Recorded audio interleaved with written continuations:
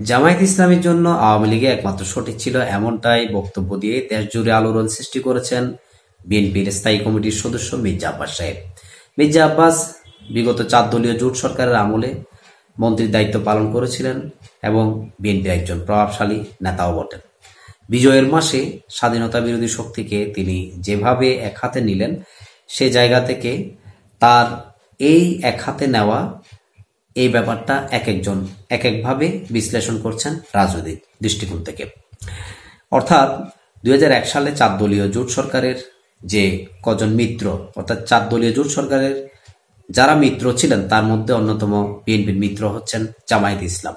এই জামায়াত ইসলামকে সাথে নিয়ে তারা 2001 সালে সরকার গঠন করেছে এবং সেই সরকারের নানা কর্মকাণ্ড বর্তমানে জামায়াত ইসলাম একছত্রভাবে বিএনপির উপর চাপিয়ে দিচ্ছে এবং বলছে যে বিএনপির সময়ে যত দুর্নীতি হয়েছে এটা ইতিহাসের রেকর্ড এবং পাঁচবার বিশ্ব চ্যাম্পিয়ন হিসাবে রেকর্ড গড়েছে বিএনপি। এই যে দায়ভার, এটা জামায়াত ইসলাম শরিক দল হলো তারা সেটা নিচ্ছেন না, বরঞ্চ প্রধান যে দলটি ছিল যাদের সাথে শরিক হয়ে ক্ষমতায় এসেছেন তাদের উপর একক দায় সেটা দিয়ে দিচ্ছেন। এখন এটা যেমন তারা বিভিন্ন জায়গায় একেবারে বক্তব্য দিয়ে তোলপাড় সৃষ্টি করছেন, সেই সাথে বিগত 1.5 বছরে অর্থাৎ 5 আগস্টের পর সরকার পরিবর্তনের ফলে অন্তর্বর্তী সরকারের উত্থান, সেই সরকারের উত্থানের মধ্য দিয়ে বিএনপি সারা দেশে চাঁদাবাজি বিভিন্ন কিছুর যে ব্যাপারটা তারা সরাসরি মাঠে ময়দানে তুলে ধরছে। এই ব্যাপারটি বিএনপির জন্য আগামী ভোটের মাঠে অবশ্যই একটা বড় ফ্যাক্ট হয়ে দাঁড়িয়েছে। কারণ আগামী যে নির্বাচন, সে নির্বাচনে বাংলাদেশ জামায়াতে ইসলাম এবং জাতীয়তাবাদী দল বিএনপি এখানে উভয়কে ছাড় দিতে রাজি নয়। জামায়াত ইসলাম মনে করছে তারা এখন বিএনপি সমপর্যায়ে দল হয়ে গেছে এবং বাংলাদেশের মধ্যে তাদেরকে একটা রেসের মধ্যে তারা তুলে নিয়ে আসছে, সেটা 5 আগস্টের পরবর্তী 2024 সালে যে ক্ষমতার পট পরিবর্তন সেটার মধ্য দিয়ে।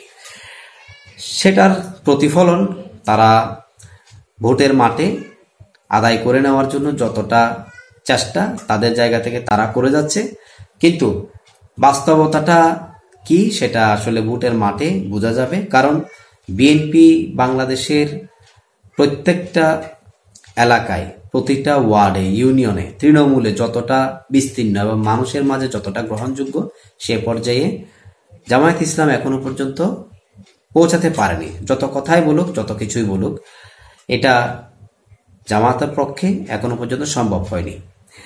এখন তারপরও কিন্তু তারা তাদেরকে বিভিন্ন ভাবে বোঝাতে চায় যে তারা এখন বাংলাদেশের মানুষের কাছে পৌঁছে গেছে। বাংলাদেশের মানুষের কাছে পৌঁছেও যদি যায়, তাদের একটা দাগ আছে ইতিহাসের, সেটা হচ্ছে 71-এর স্বাধীনতা যুদ্ধে বাংলাদেশের বিপক্ষে তাদের অবস্থান। আজকে ডিসেম্বর মাস, অর্থাৎ ডিসেম্বরের 4 তারিখ বিজয়ের মাস। এই বিজয়ের মাসে মির্জা আব্বাস সাহেব এই কথাটি বলে আসলে আরো একটি কথার জন্ম দিয়েছেন যে আওয়ামী লীগের আমলটা অনেকে যে বলছেন যে আগে ভালো ছিলাম, সেই বিষয়টা বিএনপির মির্জা আব্বাস সাহেব এই যে কথাটি বললেন তার মধ্য দিয়েও কেউ দেখছেন।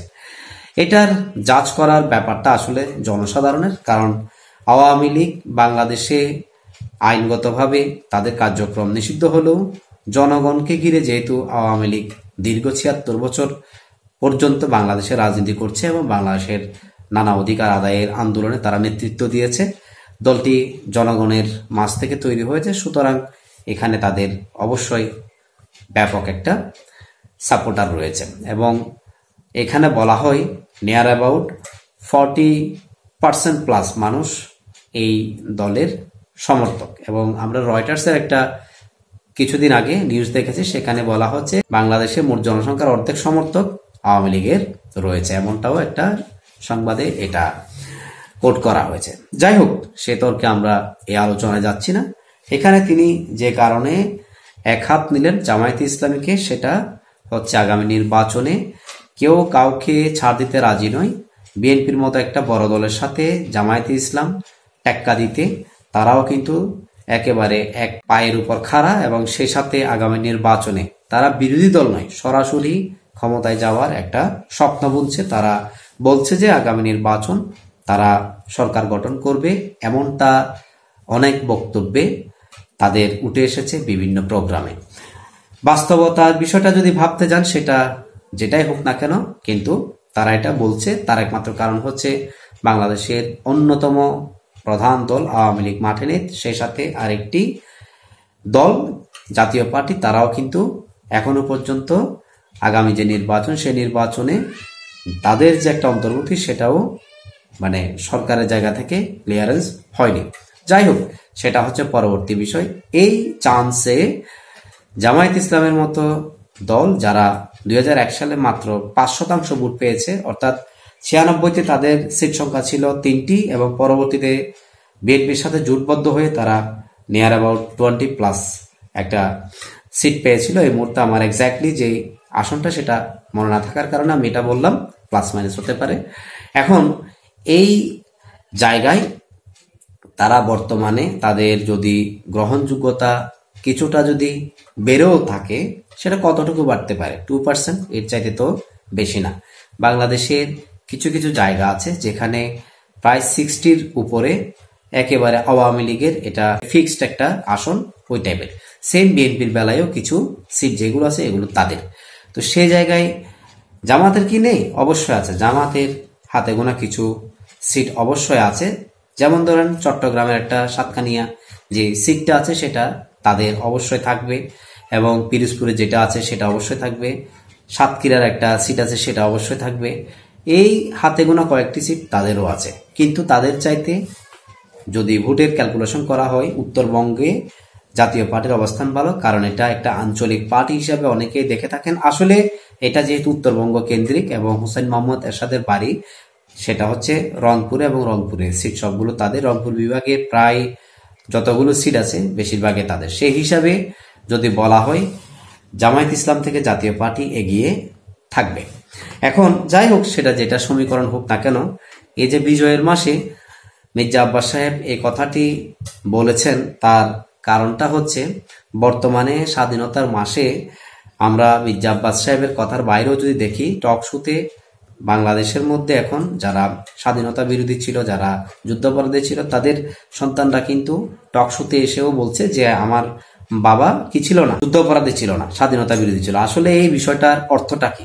স্বাধীনতা বিরোধীর যারা ছিলেন তারা কি এই যুদ্ধাপরাধের সাথে সম্পৃক্ত নয়? যারা মেইন স্ট্রিমের মানে পাকিস্তানের পক্ষ নিয়েছে, তো মেইন স্ট্রিমে যারা নিয়েছে তারা কিন্তু একেবারে সে সময়কার রাজনীতিতে বলতে গেলে একেবারে একটা প্রাণ। যারা দূরে তৃণমূলে যে সমস্ত তাদের নেতাকর্মী ছিল, তাদের সাপোর্টার ছিল, তাদের বেলায় তারা সমর্থন করেছে, কিন্তু তারা যে অপরাধ করেনি গ্রাম পর্যায়ে সেটাও বলা মুশকিল। কারণ 71 সালে যে গণহত্যা হয়েছে, সেই গণহত্যার মধ্যে 25শে মার্চ রাতে যে অপারেশন সার্চ হয়, সেখানেও তো হাজার হাজার মানুষকে তারা হত্যা করেছে পাকিস্তানিরা, এবং পরবর্তীতে দীর্ঘ 9 মাসের যে যুদ্ধ, সেখানে লক্ষ লক্ষ মানুষ মেরেছে, এবং তৎকালীন সময়ে সেটা প্রতি মাসে বাড়তে বাড়তে last end of the international যতগুলো পত্রিকা আছে তৎকালীন সময়ে, যুদ্ধকালীন সময়ের সে সমস্ত পত্রিকাগুলো দেখেন, এটার যে রেফারেন্স সেগুলো অনেক মানুষ সেখানে হত্যা করা হয়েছে। অর্থাৎ 30 লাখ, ফাইনালি 30 লাখ মানুষ সেখানে হত্যা হয়েছে, এবং 2 লক্ষ নারীকে ধর্ষণ করা হয়েছে। তো এই কাজে যারা সহযোগিতা করেছে তাদেরকে মির্জা আব্বাস সাহেবও এই কথাটি বলেছেন। যারা স্বাধীনতার বিরোধিতা করেছেন তারাও আজকে অনেক বড় বড় কথা বলেন। 71 সালে যারা বাংলাদেশের বিপক্ষে অবস্থান নিয়েছেন তারাও বাংলাদেশের রাজনীতিতে এখন অনেকটা কথা বলছেন। তাদের জন্য আওয়ামী লীগে একমাত্র সঠিক ছিল, আমরা আওয়ামী লীগের মতো করতে পারছি না বিধায় তারা এই বিষয়টা প্রতিনিয়ত করে যাচ্ছে। তাহলে আওয়ামী লীগ কি আসলে যে কাজগুলো করেছে এই যুদ্ধাপরাধীদের বিষয়ে বা জামায়াত ইসলামের বিষয়ে, সেটা কি মির্জা আব্বাস সাহেব বলতে চাচ্ছেন এটাই ঠিক ছিল?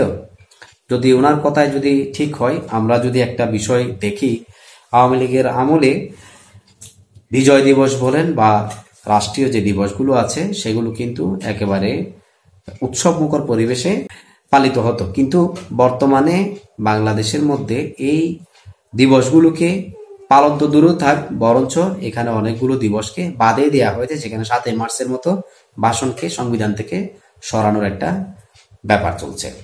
তো যাই হোক, এখন এই যে বিজয়ের মাসে মির্জা আব্বাস সাহেব যে কথাটি বলেছেন, সেটা যে উদ্দেশ্যে বলুক না কেন, স্বাধীনতার বিপক্ষে যাদের অবস্থান ছিল তাদের জন্য এই আওয়ামী লীগে মানে ঠিক ছিল, এবং আওয়ামী লীগের আমলে মুক্তিযুদ্ধ এবং মুক্তিযুদ্ধের বিপক্ষে যে শক্তিগুলো, এটা উভয়ে একেবারে সেন্সিটিভ ছিল, অর্থাৎ মুক্তিযুদ্ধ বরাবর জায়গায় ছিল, এবং সেই সাথে মুক্তিযুদ্ধের বিপক্ষে যারা ছিল তাদের অবস্থাটা একেবারে তারের মতো সোজা রেখেছে।